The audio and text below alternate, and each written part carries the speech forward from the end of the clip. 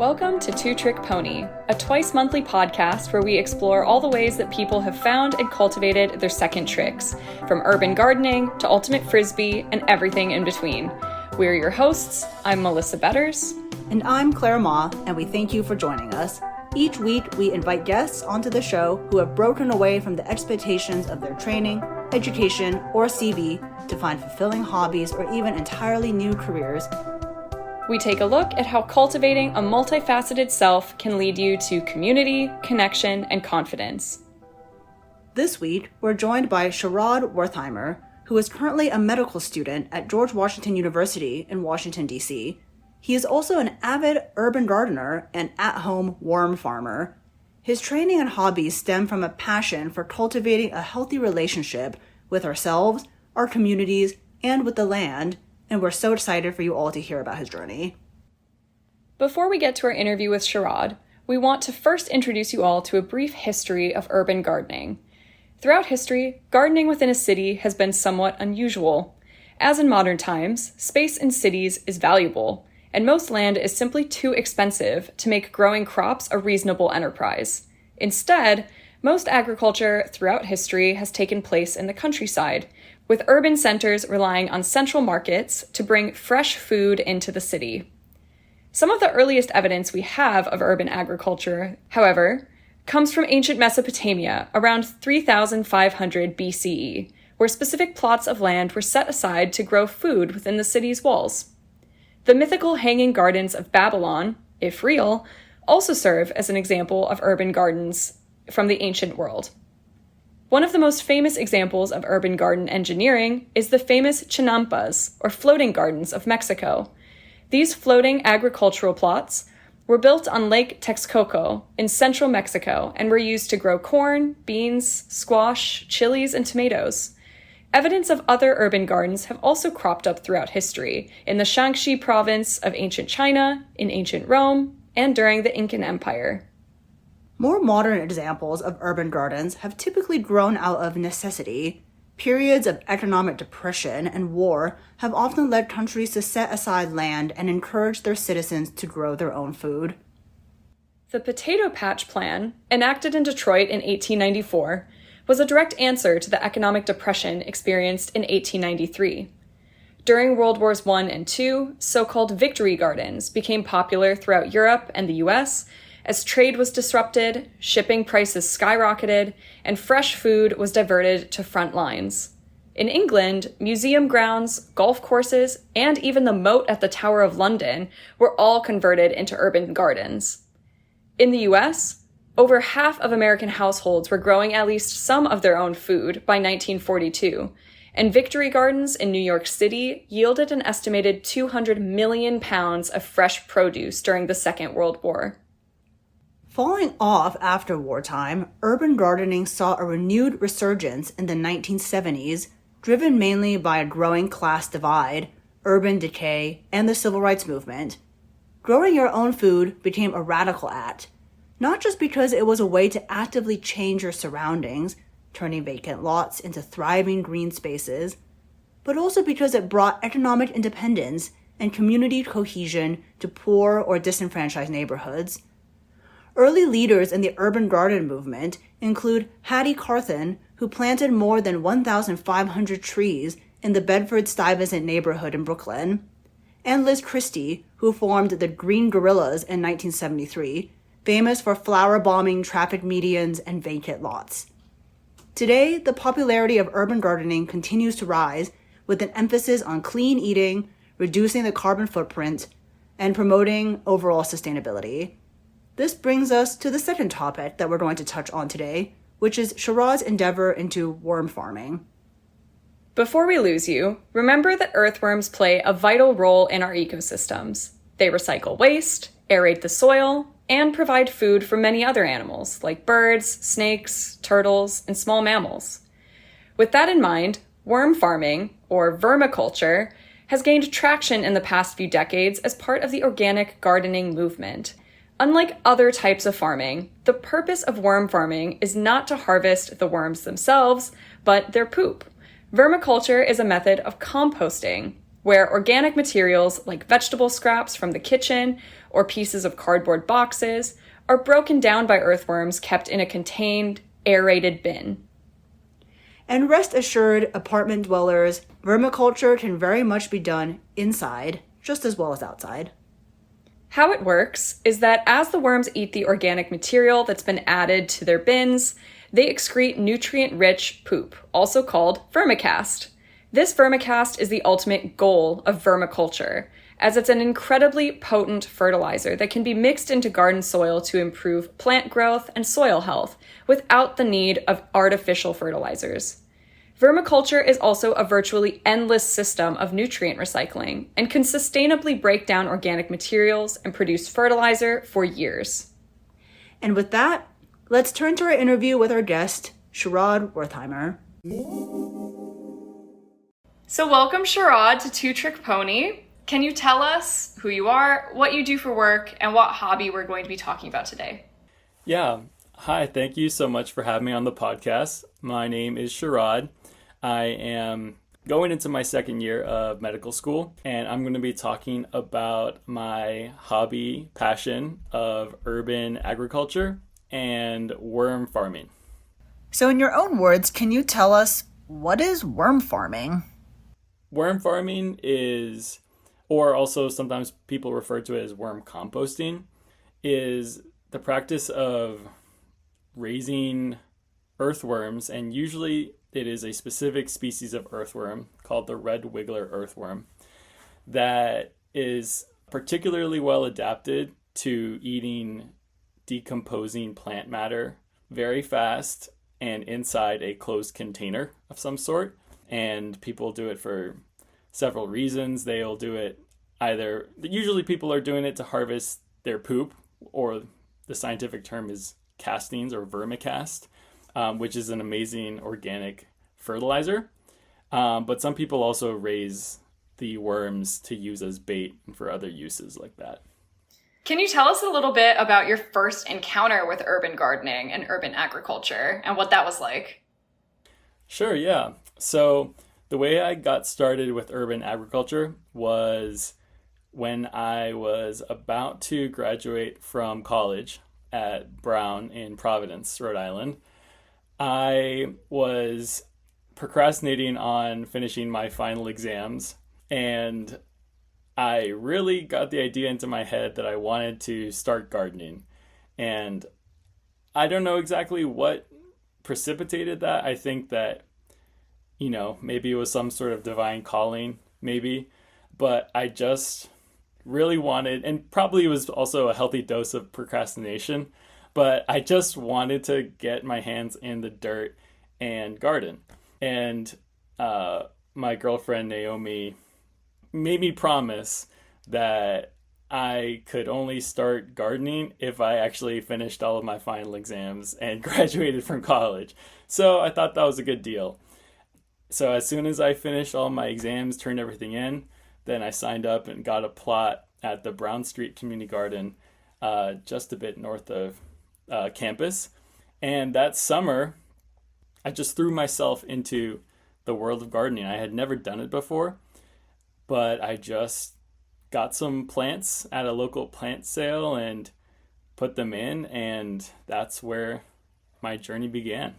When did you start making this connection between urban gardening and your interest in health?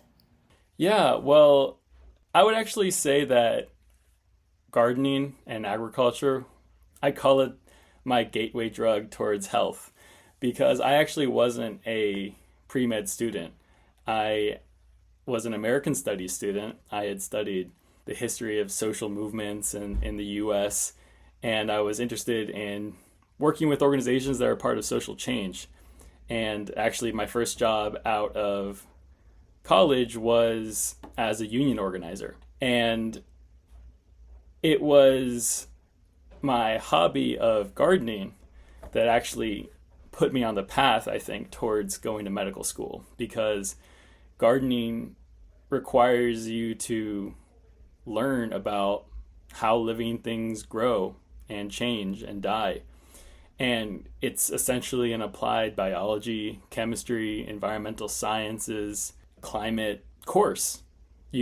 Farmers have to learn about all of those things on top of some engineering and some social sciences, learning about how plants grow, how they take nutrients up from the soil to make, fruits and vegetables that we eat.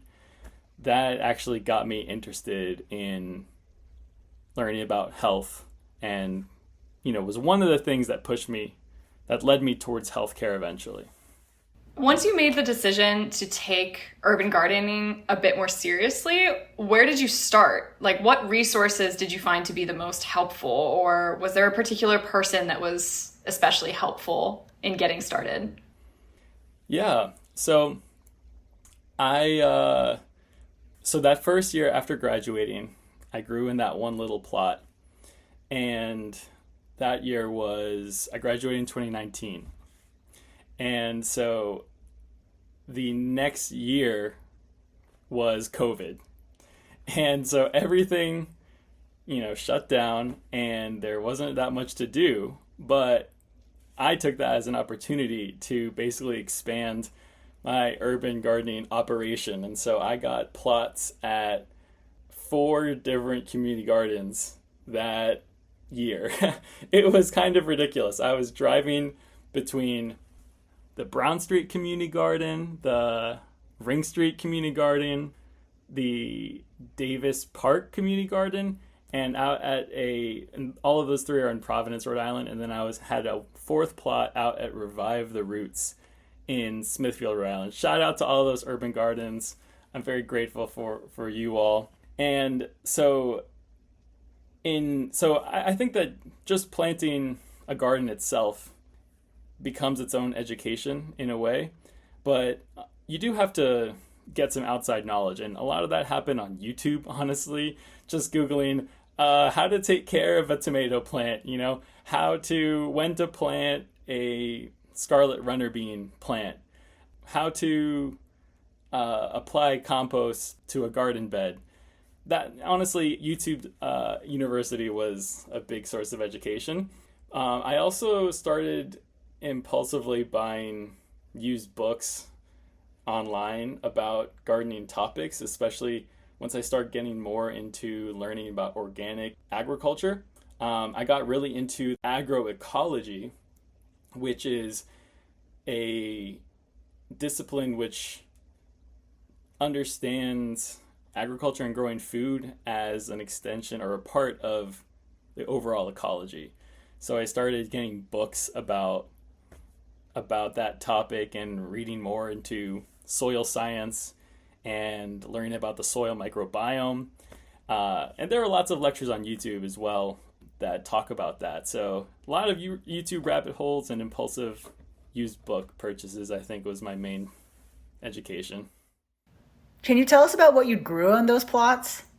Yeah, well, I grew lots of cherry tomatoes.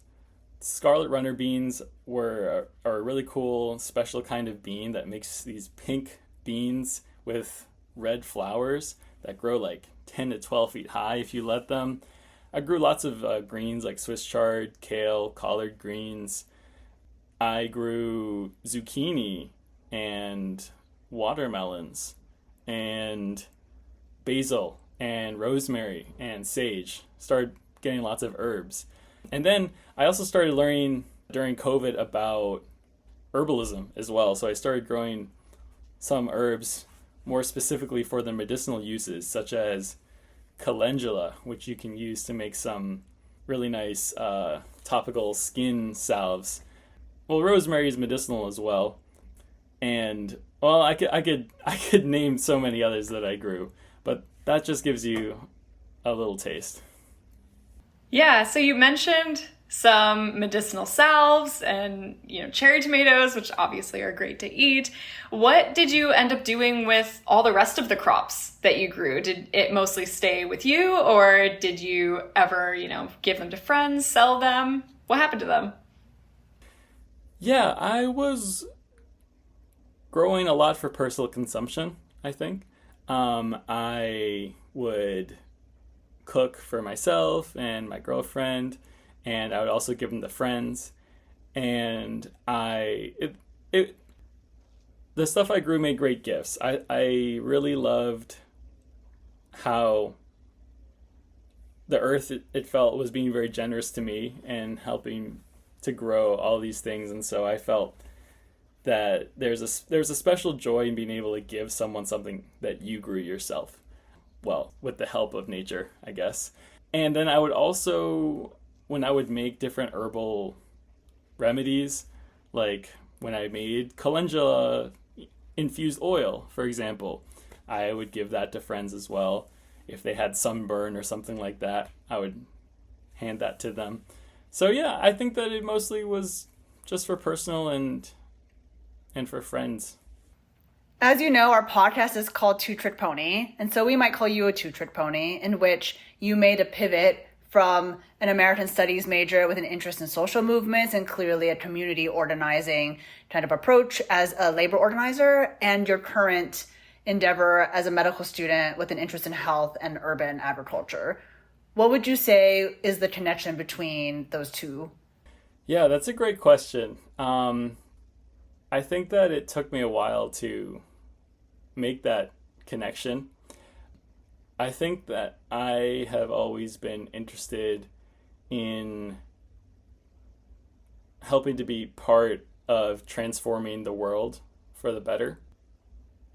I think that, as a union organizer, I was working with nursing home workers and community members who are organizing to make the healthcare system more just for patients and also for caregivers.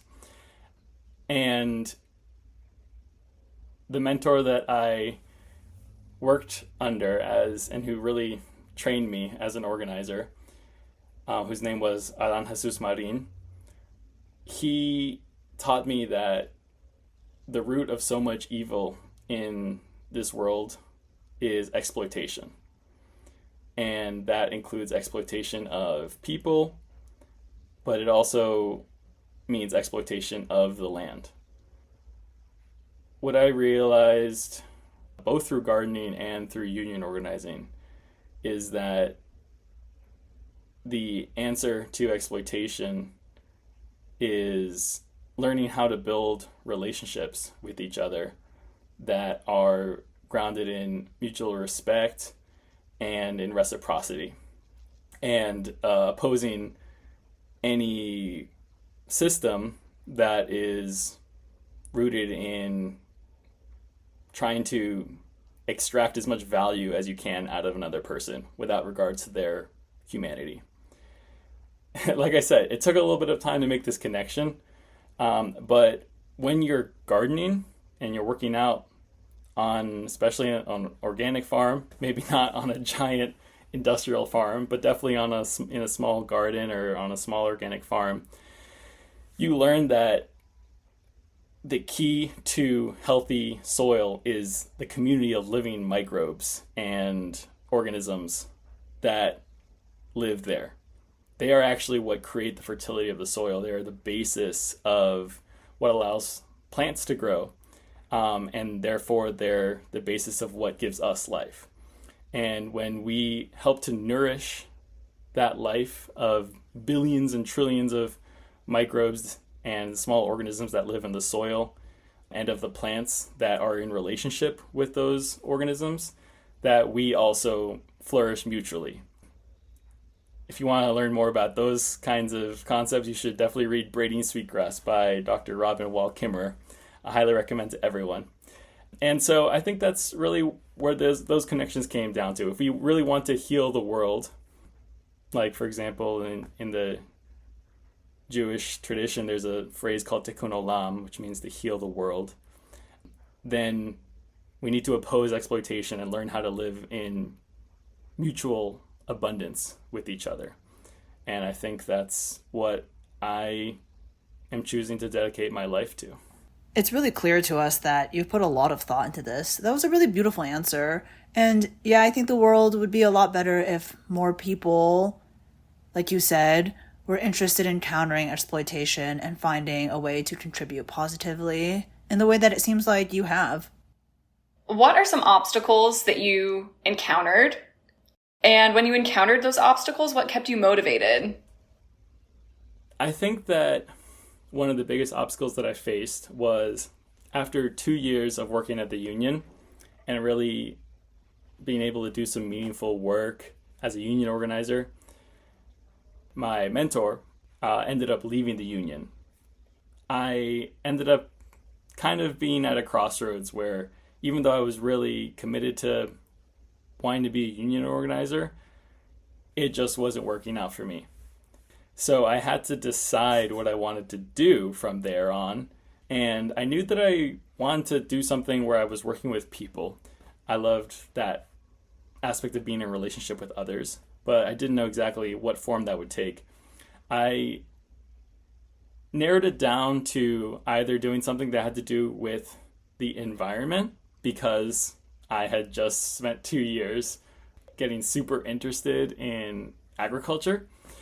And the other choice that I came upon was going into healthcare, because I had just spent 2 years working with CNAs and nurses. So that summer, I decided to both enroll in an EMT class, and also I started working at the Woonasquatucket River Watershed Council, which is an environmental nonprofit in Providence. And I found out that I really loved both of them. I loved the EMT training. It was so cool to learn about the way the human body works and how to take care of people. And it was also really amazing to work for an environmental nonprofit whose mission was to build that relationship between people and their environment. What ended up happening, though, was that I got myself into a job at the Woonasquatucket River Watershed Council, where I was coordinating an environmental justice education program for Latino residents of the neighborhood. And that was really meaningful to me because my mom is from Guatemala. And so I got to work with a cohort of almost all Latina moms who were really interested in getting connected to nature and learning how to be environmental justice leaders in their community. It turned out to be such a blessing in disguise to be a leader of that program, because not only did we learn all about the environment and how the environmental issues in that neighborhood affected them and their families, but a lot of the participants were also super interested in agriculture. Many of them had come from rural areas of Latin America where they themselves or their families had done agriculture. And so we got to work together and start a whole urban agriculture program. We created a workshop series at the local library where we got lots of containers and soil donated, and they learned how to plant seeds in those containers. And we also got to revitalize a whole urban garden, which had basically turned into a field of weeds. And now today there's 30 families that are growing huge amounts of food at that garden. It was beautiful. But I think that after a year, I ended up just kind of getting burnt out as an organizer. As much as I loved it and I cared about it, it just wasn't the right place for me to be long term. And that was a really tough challenge for me because I really wanted it to work. I wanted, just like I wanted to be a union organizer, I wanted to now be an environmental justice organizer and be involved in those grassroots movements. But something about it just wasn't working. I was just getting too tired. And I think that it was because I ended up having to be behind a desk a lot of the time and not as much as you think actually in front of people. And so I basically came upon another crisis where I had to take another leap of faith, and I decided to switch to being a full-time EMT. And that was a really, really tough decision that it kind of broke my heart in a way, because I really had built up so much of my identity around wanting to be an organizer, but I had to let it go. this is actually where worm farming sort of comes in, because once I started working as an EMT, I was working, up to 60 hours a week at all these different hours. And I just didn't have the time and the flexibility to go and take care of these 4 different urban gardens that I was taking care of. I don't remember exactly how I came upon it, probably some YouTube video. But I heard about worm farming. And so I got myself a worm bin online and I ordered worms, which you can just order worms for like $25, and you can order them online from, worm farms all over the country, and they'll just mail them to you. And I just started my little bin, and it was trial and error. At first, you have to get the right balance of browns and greens is what composters will call it. Browns being carbon-rich material like leaves or stuff that is made from leaves, and which is like cardboard, paper, that kind of stuff. That's actually the majority of what really makes up a worm's diet. And then greens, which doesn't actually have to be green, but it refers to like food scraps, basically. Vegetable matter that has higher water content and also a higher nitrogen to carbon ratio.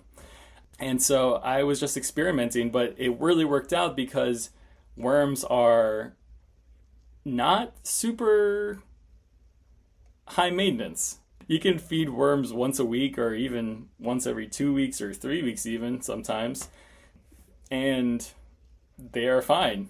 Of course, if you don't manage the levels right, and that can often happen, especially when you're first learning, then you can end up with some gross messes.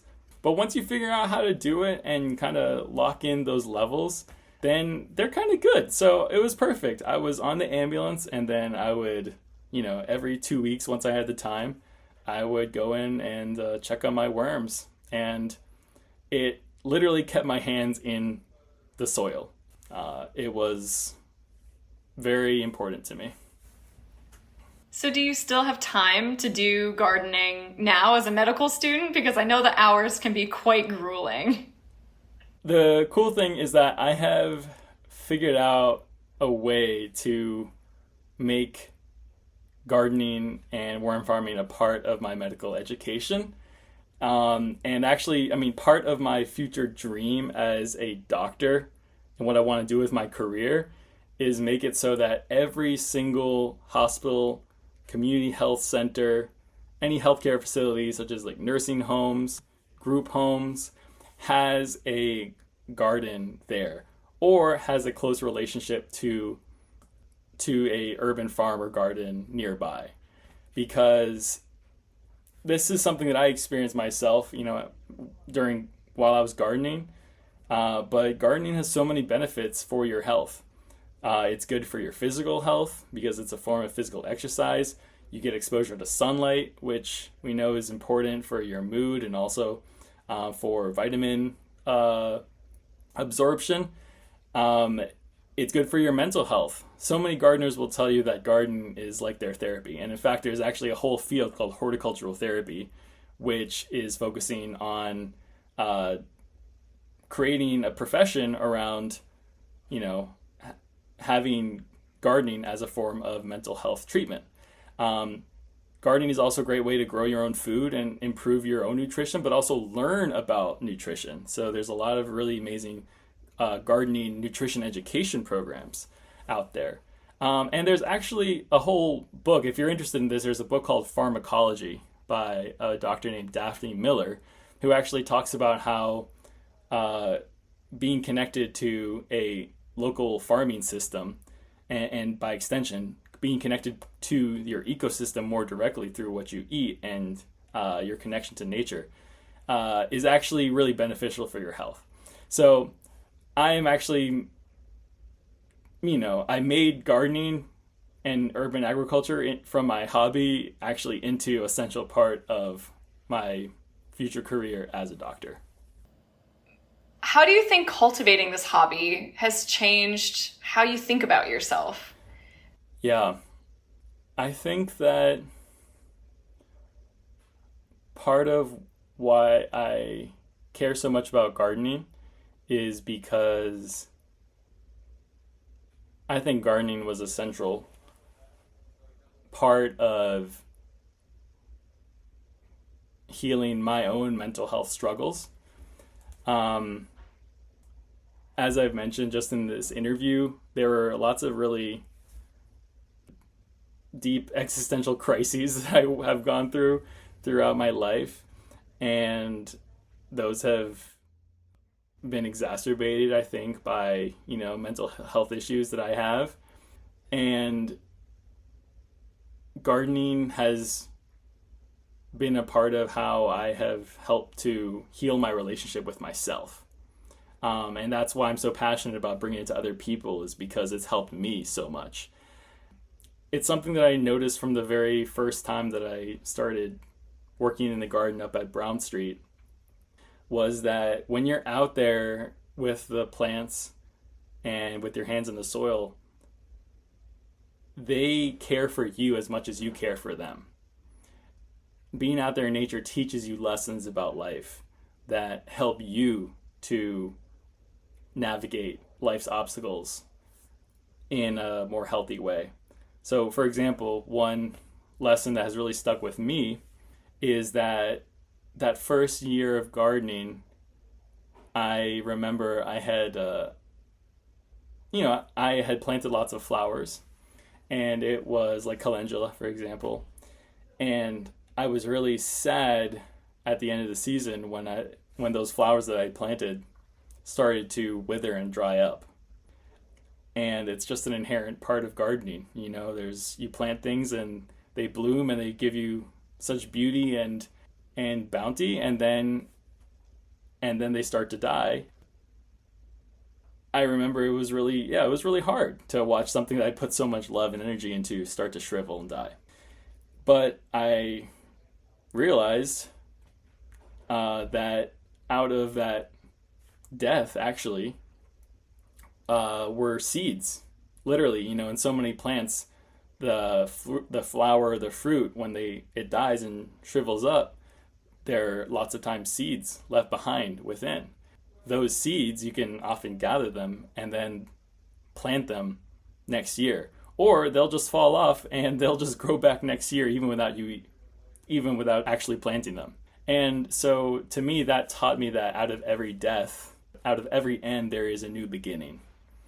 And that was hugely important to me because, even though I had to let the dream of being a community organizer die in some sense, there was a new beginning that was birthed out of that. Now I know that I never really stopped being a community organizer. Like that, I'm still doing that right now as a medical student. I see this, creating this community health program around gardening called Grow for Health that I'm building. That's a form of community organizing. I'm actually literally doing organizing right now for immigrant health and refugee rights issues right now. So that never died. It just transformed, I guess. And those kind of lessons were stuff that were taught to me by the plants that I worked with. Yeah, again, it's, you give to plants and they do give back to you. You do learn things and you really can learn from each other. Can you talk a little bit more about where you see yourself taking this? So I don't know exactly where I will end up. I think that maybe it'll be in starting an integrative medicine program at a university and helping to run that. Maybe I could end up in academic medicine, creating research projects around it, or I could end up creating a whole separate organization and that's devoted to promoting these connections between agriculture and health. I can't say for sure, honestly, but I'm excited to see where the journey takes me. So before we let you go, we'd like to close out the interview with just a few quick rapid fire questions. So these are sort of quick questions, quick answers. What is the best name for a worm? Well, okay. There are probably at least 10,000 worms in my bin, so I haven't really made the time to start naming them. But if I were to name a worm, I would probably name him Worthy the worm, because that's my last name, Wertheimer. So Worthy the worm. There's one more fun fact about worms that I wanted to share with you all, is that worms all have the same sex. They actually they both have the same reproductive organs. So any worm can reproduce with any other worm, and they can all get each other pregnant. So that's another super fun thing about worms, is that they are some of the most egalitarian, and I think that they're some of the most liberated organisms that you can think of. And plus, they spend their entire life just eating and pooping and reproducing. So it's honestly a pretty amazing life. Favorite type of plant to grow? Well, favorites are always tough for me, but I will say that right now, the plants that I am the most excited about are these pawpaw seedlings that I germinated with my friend and fellow medical student, Owen. Pawpaws are a kind of fruit that's actually native to North America, but it's related to a tropical family of fruits that is called, that's related to the soursop fruit, which is found often in the Caribbean. But it has this flavor that's like mango and banana mixed together, and it has this white, this white soft flesh. But you'll never see it in stores because it basically turns to mush super quick after you pick them. But they grow around on the Chesapeake and Ohio bike trail. They grow wild here. So my friend and I, we collected a whole bunch of seeds and we planted them, and we actually did the whole process to make them grow by putting them in the fridge over the winter. And now we have about 12 little pawpaw seedlings that we have in a little DIY nursery. And we're going to plant them all over the place. That's awesome. Name one tool that you use that you're unreasonably or emotionally attached to. A tool. I would say a soldering iron. Because I use the soldering iron to melt holes in the bottom of tote bins. The tote bins that you can get for $15 at Home Depot, which I make into worm bins. So I melt holes in the bottom of the worm bins so that the worms can climb up and down between several different layers of the bin as they're eating and decomposing all of the material. It's like their own urban apartment. Yeah, they usually have about 4 stories. Wow, it's a pretty good deal. What is the ultimate gift to buy someone who is into urban agriculture? Other than braiding sweetgrass, I would say a shipment of earthworms that they can use to start their own worm farm, because I use all of the worm castings that I produce in my garden. So I have a basically endless supply of free organic fertilizer. So they pay for themselves hundreds of times over. What's the next thing that you want to learn how to do in urban gardening? The next thing that I want to learn how to do in urban gardening is something that I'm working on with the project Grow for Health that I'm starting. I want to learn how to do research, or at least put together a team of people who can do the research to demonstrate all the different ways that working in urban gardens is beneficial to health.